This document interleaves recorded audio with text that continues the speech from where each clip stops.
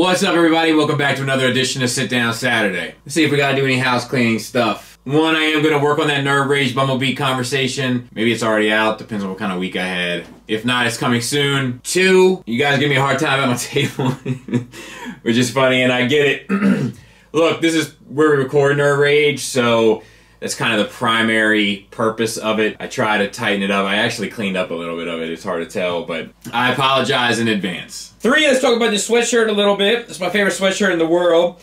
My wife is kind of responsible for damaging it, and she said she was going to sew it. That was about 10 years ago, so she's been busy. But let's talk about Chinese New Year. It is coming. It is almost upon us. And while we can wish the Chinese a Happy New Year and hope that they have a glorious celebration, it is tough for us, right? So let's talk about it a little bit. It's a huge celebration, and it puts that country kind of out of the game for almost a month while the celebration and festivities take place, because it's a huge thing and it takes a long time. It starts, I believe, this year on the 28th with Little Year, which goes through the 4th, and then the Spring Festival starts on the 5th and goes to the 15th, and then the Lantern Festival is from the 16th and goes to the 19th. So we're looking at pretty much the month of February is going to be a wrap. So the question is, what is getting shipped out before then? But let's also talk about the pros to it. A lot of us appreciate the Chinese New Year gap or two, like a month to 2 months, to help us like put some money together to pay off our debts, or, you know, put some money away for savings in order to work on the next set of purchases or what have you. So in that regard, it is a nice thing to have. It's like a bumper you can count on every year to put together some scratch, to get your affairs in order,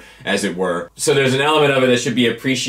However, we are a ravenous fandom, and we can't wait to get the next big thing, the next small thing, whatever the case may be, and therefore it does put a pinch on us in terms of our shelves. So the question today really comes down to, what do we possibly think we could see before Chinese New Year kicks off? Couple things about this list. If we don't see these things, my guess is we're going to see them shortly after the Chinese New Year. Like, they'll just come back, finish it up, and we'll be seeing it within that next month. Whatever the case is, this is stuff that is coming soon and might already be out, which leads me to the second thing I want to talk about before we get into this. I can't keep track of what's been released here, what's been released there. It's already out in China. Japan's starting to see it. I heard Yugoslavia is getting a hold of it. Look, I don't know. Okay? However, what I do know is that it doesn't seem to be widespread yet. So I'm only talking about stuff here that I don't think is available everywhere, but is on the cusp of the horizon. Plus, you don't know when this video was recorded. So it's a chance this video was recorded before the stuff actually got out, and therefore, I might be speaking to you from the past, and the events of the future may have already changed. So give me a break. I don't care what came out 2 months ago in Pakistan. I'm only talking about stuff that's kind of easily accessible, widely available. Shall we begin? I think there's a strong chance that we'll see the TF Element Optimus Prime Leader, as well as the Magic Square Masterpiece Optimus Prime. I think this is a smart move for both companies. I think it's a wise choice to go ahead and get this thing out of the way, get it out in the open, because Takara is coming. And there's a chance that this could be better than the Takara one, but there's also a chance that you could win the lottery. I would expect that neither of these will be as good as the Takara one. However, there's a chance they might just be good enough, which isn't always the best way to do business, and it comes down to your priorities regarding this representation on your shelves. I think I have access to both, so there's a good chance I might be reviewing both here, and then I will have access to the MP as well. I think I'm buying the Magic Square one, but I'm excited about both. I'm excited about how this can affect the landscape, because if they are really good, note I didn't say better, but really good in competing with the MP in terms of price point in that regard, we could see a change. We haven't really seen companies go head-to-head with Takara. I wish it was a little close to the 44 release, but we even saw Fans Toys back down when it came to Hot Rod. I think there's a strong chance we're going to get that X-Transbot's Death Wish, their dead end. I think there's a strong chance we might be able to see that. A lot of these companies are going to try to get stuff out right before Chinese New Year to have a little extra money, I would imagine, for the big party. So I think this one's probably pretty close to done, and I think there's a fair chance that we could see it before the stuff starts popping off, which would be nice. I'm looking forward to this figure. I'm looking forward to the rest of them from this set. I think the New Age Prowl might be a possibility. It seems to be very close to production, if not already well under. Their Bumblebee was an awful lot of fun, so I'm curious to see what their next release is going to look like. They're obviously playing it pretty safe, getting at least 1 repaint to 2 out of each mold. So we saw Bumblebee and Goldbug, now we're seeing Prowl, which means you're getting a blue streak and a smoke screen, no question. The Deathsaurus Planet X is hitting, so that is a thing that's certain. We're going to be looking at that soon. We may have already looked at it depending upon when this video comes out. We just recently had a discussion about the implications of this figure and their Star Saber, so they really got to come out strong with this, and I'm hoping that they did. Zeta is releasing their Silverbolt as we speak, and it looks like their other 2 figures are very close to being done. We could get this Superion very quickly. I would say there's a chance we might even get 1 more, if not both, before the new year. If not, shortly thereafter. It looks like they're ramping up. I couldn't be more happy about it. I'm interested in any combiner that comes from this company, and this set looks especially good. I will be reviewing the Silverbolt soon, but it looks like the 2 remaining bots are right behind it. So I think there's a small chance we could get 1 more. If not, we'll probably get both shortly after the new year. I think there's a chance we might get the repaint of Guerrera from Perfect Effect, their Nemesis version,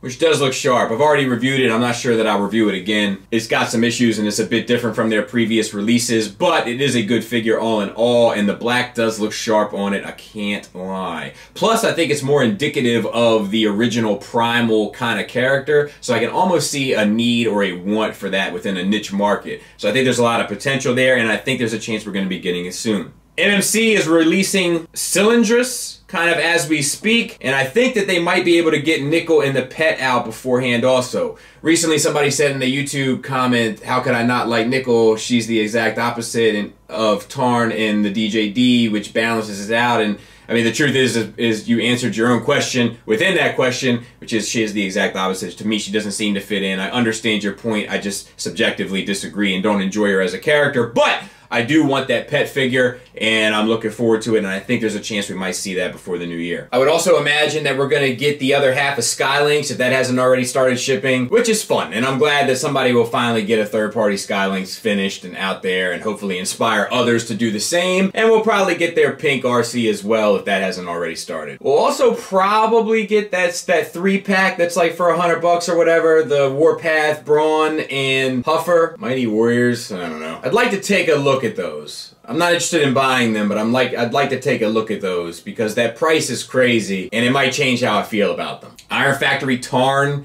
is crazy close also, so I think that's a chance while we're on the DJD. I think there's a strong opportunity and possibility that we may be getting that. Looks good. I think the combiner thing is a poor idea, but that's just my own personal opinion. But I love this company and I love these characters, so I'm anxious to take a look at this one. I won't put his name out there, but I had a viewer recently offer to buy me one as a gift, and I graciously declined, but I do appreciate the notion. Thank you, sir, and you know who I'm talking to. Second to last, I think there's a chance we might get the Generation Toy Groove. I actually think they have a fair amount to prove here. Prove the groove.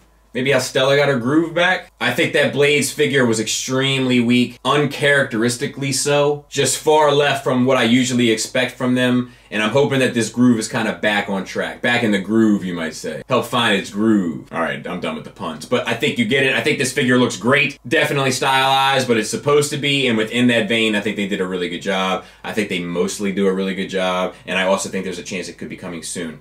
My last choice I wanted to talk about is I think there's a chance we might see this Hoodlum figure. I'm hearing a little scuttlebutt, little birdies are singing to me, and I think there's a chance. We've seen very close to finish. We haven't seen boxes or anything, but we've seen very close to finished pieces.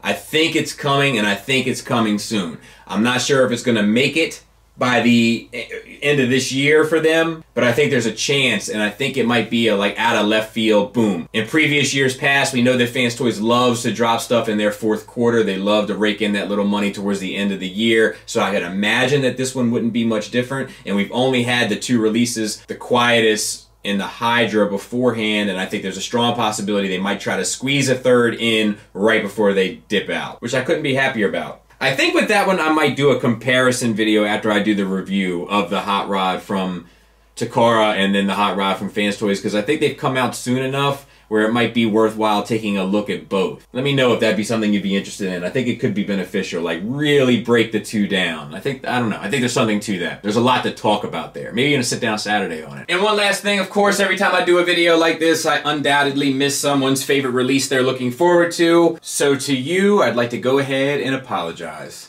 I'm sorry, sir. But yeah, I think there's a possibility they could flood the market here at the end as we get closer and closer. If you look at the calendar, it's starting in a couple weeks, so the window of opportunity seems to get narrower and narrower, which is why I wanted to get this video out as soon as possible.